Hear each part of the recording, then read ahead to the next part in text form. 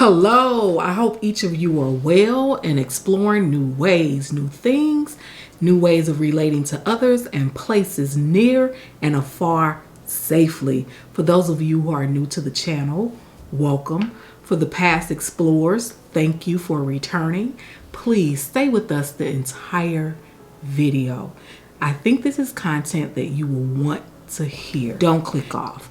Hey, matter of fact, click like, subscribe, and share right now. Right, the content that we're going to cover today is about interethnic marriages or relationships. Jenkins and I are going to talk about 10 things that people should consider before entering into an interethnic marriage. So I have Jenkins with me. He and I are going to share. We have a little over 10 years of experience being in an interethnic relationship and marriage. What does that mean? What are you talking about? So we hear interracial all the time. What's the difference? Miles conducted research on interethnic marriages. He did an in-depth look at marital challenges. And in that, he gives us a great difference in what is interracial and interethnic. Interracial means that these are generally people of different skin color, facial features. Interethnic, which we would be considered interethnic, is people of different country of origins, religion, family practices, maybe even interpersonal style, language, beliefs, and maybe values. So that's the difference. Today, because we're both of African descent, although I am an African American, he's a Ghanaian American who voluntarily migrated to the United States and later married. Our perspective is purely from an interethnic perspective. Miles' literature review was excellent. There's a quote that they talk about interethnic relationships, and let me just quote it. It says, despite increasing rates of interethnic marriages, these couples experience lower levels of relationship quality and are at higher risk of divorce than same ethnic couples. So here's why we're talking about this topic. Another reason for us talking about this topic is, according to the U.S. Census, from 2000 to 2016, there was an increase in interethnic and interracial married couples households, which grew from 7% to over 10% in the United States. And then in 2017, according to a Pew Research study, there are 1 out of 10 married people in the United States have a spouse from a different ethnicity or race. And then today, about 18% of African descent actually marry someone from a different ethnicity or race. So we can expect this intermarriage to continue due to increased diverse populations of people culturally, ethnically, racially, especially since more people of color are being born in the United States and around the world, and more people are voluntarily migrating of color to the United States. Here's where I think why we needed to do this today.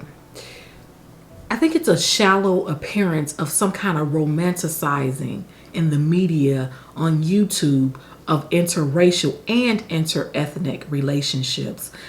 Not enough people, I think, are really promoting the ingredients that's needed to maintain an interethnic relationship, like love, trust, respect, compatibility.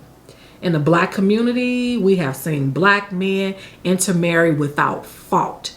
Statistically captured, Black men are twice as likely to marry outside of their Black culture than women. So they are more likely to intermarry than Black women.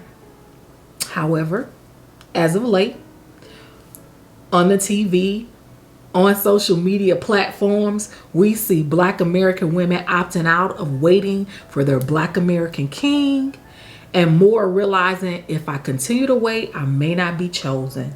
So let me open up to these interethnic relationships. And for this purpose, couples and women all over the globe and are now talking about love on the African continent. But what we want to do is talk about 10 things that we need to consider before doing that. We are in no way saying that this is a terrible idea or an unfavorable idea. What we're saying is let God, compatibility, trust, love, and respect be the means for seeking an interethnic marriage. Otherwise, it could end in divorce. Statistically, marriages, whether it's interethnic or intra-ethnic, are the first 2 years usually is when divorce happens. And so we want to help us to alleviate this potential conflict that can occur. So our perspectives are from, again, a Ghanaian American, a Ghanaian who was born and raised in Ghana, and that's a male, and a woman that's a Black or African American. So these are our perspectives, our lived experiences, and our conversations with others who are in interethnic relationships. Here's what we're going to ask you to do. Lean into this conversation and learn from our past, apply to your present so that you can make preparation for a greater future. So Jenkins is going to give his 5. And if we have time, you'll hear my 5. If not, stay tuned for part 2. Jenkins, did I leave out anything? Did you want to share anything else before you give your 5, or are you okay? No, I think I'm okay. And I'm excited to talk about this because it is one of the things that I personally consider very important in any interethnic relationship. And so let me begin. My first point in discussing interethnic relationship is perception as it relates to our individual prejudice that we bring into any relationship. And it is true because everybody has a set of prejudice that they come with in life. It doesn't matter whether you're from Africa, you are from America, you're from Europe, anywhere. Everybody has a set of prejudice behaviors that we all come with. Is the perspective that we both have. Now, before you get into any relationship, there are some perspective that you come with. You have set opinions, ideas, and way of thinking. And that is okay because that is part of life. We all have that. However, it is important to look into that because when you think about perspective, it could be positive or negative. So if you look at somebody from Africa, somebody from America, there are certain perspectives that we both have or come with. And a lot of time, I'm sure you might have heard that a lot of people say that, oh, the Africans don't even like us. And the Africans have their own expectations and opinion about African American. So all of these are things we need to consider when it comes to interethnic relationship. So that's one. The second thing that I also want us to talk about is personalities. Ooh. We as human beings have different personalities. We're not all the same. We have different mannerism, behaviors, and what have you. And so to get into any relationship, you have to think about the perspective and the personalities of the other person, as well as your own personality. So let me make sure that I understand what you're saying. The first one you said was people's perception. So I think that's true. You're right. Most people do come into relationships with our own prejudices, right? So I come in thinking all Africans are this or Africans behave in this manner. And you come in and say Black Americans are this way, that way. That's what you mean. So we've got to talk about these things before we say I do, is what you're saying. Yes. And then different personalities, you have to be willing and talk about if you're an introvert and somebody else is an extrovert. You have to know that it's okay to have different personalities. So let's talk about how does that show up when we go out together? Is that what you mean? Yes, that is exactly what I meant. So my next point is culture. culture is a very big thing when it comes to any inter-ethnic relationship. That is a very important thing that you need to consider, and if possible, discuss it first. Because culture is values, gender roles, social norms, and what have you. And so these are things that me as an African have some expectation on, especially with gender roles. In my part of the world, there are certain things that a man is not supposed to do because roles are defined by the culture. And I believe that the same thing applies to America. Now, here in North America, the gap is a little bit closer when it comes to gender roles. But from an African perspective, it is not that close. And in fact, in the Middle East, it is not close either. And so that is one of the most important things that if you are considering inter-ethnic relationship, you should also consider and talk about. Because even food that we eat are often an issue for discussion. I might like this food, and you see that food and you're like, ooh, what is this? I don't like it. Food, you can acquire a taste, but all of that you will have to discuss it. Absolutely. To see if you can come to a consensus about what the other person's food is like and whether or not you like it or not. The fourth point will be religion, faith, and spirituality.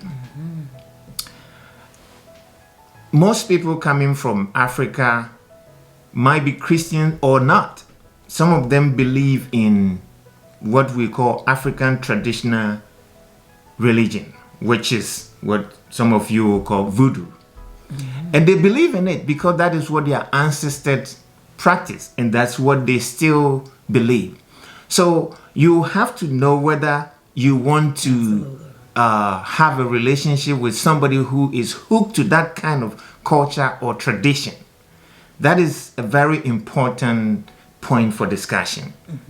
And for some of us, we are Christians, and so I will come rooted in my faith, in my religion. That is also a very important aspect. Because it's important for us to discuss, because a family have to have one religious belief.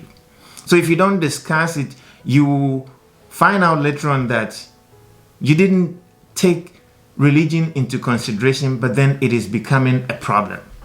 So that's a very good point to discuss before you get into any intercultural or interethnic relationship or marriage. But let me ask you all, put in the comments, do you really think you have to come from the same religious aspect? Can a Muslim and a Christian marry in your perspective? Remember, these are our perspectives and what we're sharing on lived experiences and talking with others. So we want to know, are Christians and Muslims able to marry interethnically? And it may not bother some people. So put in the comments what you think about that.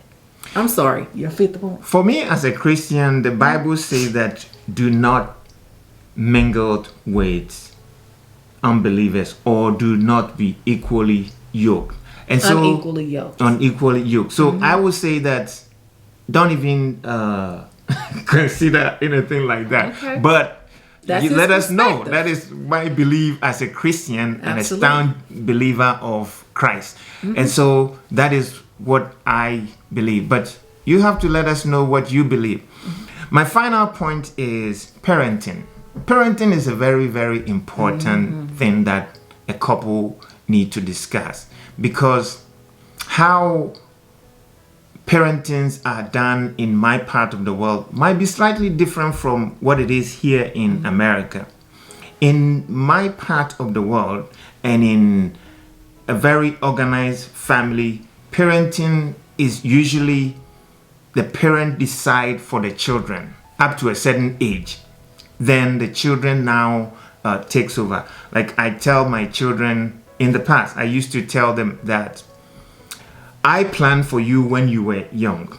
I made decision for you when you were young. Now it is your time to make your own decision. So I'm going to help you make your decision. So that's your list of 5.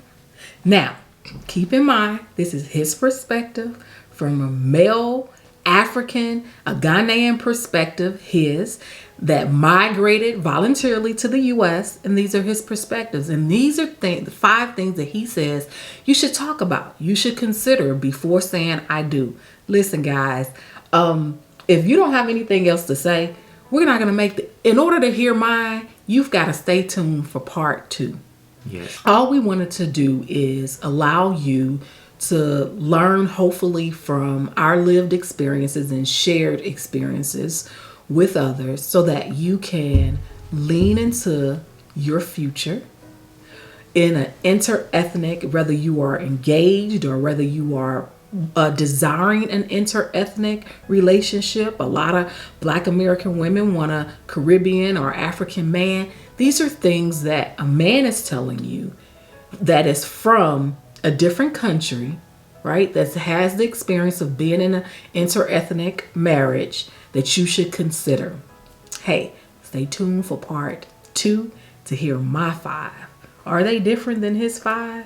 Maybe he's just old-fashioned. I don't know. But thank you for watching. Be blessed. Be safe. Like, share, subscribe. Stay tuned for part 2.